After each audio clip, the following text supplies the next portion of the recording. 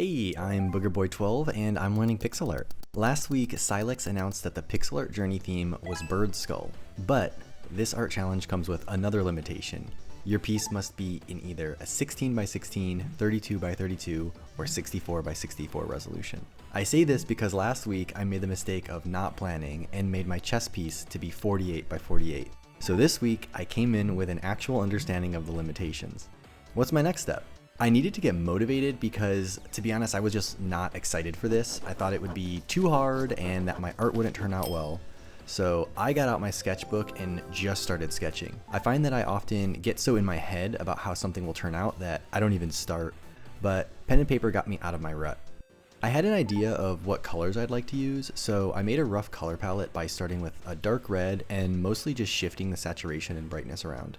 And just like my sketch, I started pushing pixels, and a little while later I ended up with these three bird skulls. At this stage, I wasn't creating with any size limitation in mind because I was still kind of just having fun and experimenting, but I really liked the look of this skull, and it just so happened to be about 64 pixels long, so I decided to remake it in both 32 and 16 pixel sizes. Since I already had a color palette, practice with my sketches, and a reference, the 32 pixel recreation was a breeze. There was more than enough space here that I didn't really have to compromise very much from the original 64 pixel piece. The 16x16 canvas was a different story, however.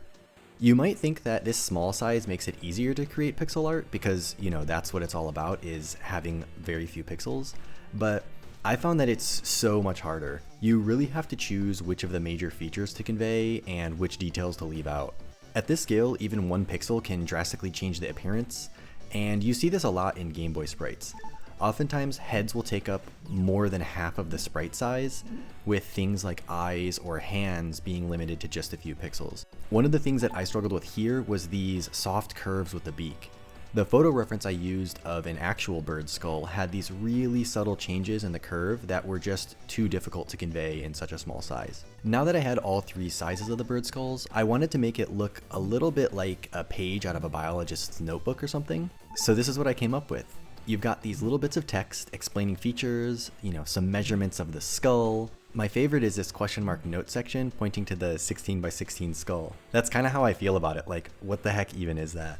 I'm not proud of that one per se, but I am happy that I gave it a shot. And if there's one thing I learned from this challenge, it's that I might be holding myself back by using such a large resolution. Over the last year or so of doing pixel art, I found myself slowly increasing the canvas size and using it as a crutch, since some of the sloppy pixels can kind of get lost in the whole piece. So I think that in the future, I need to push myself to create at a smaller resolution.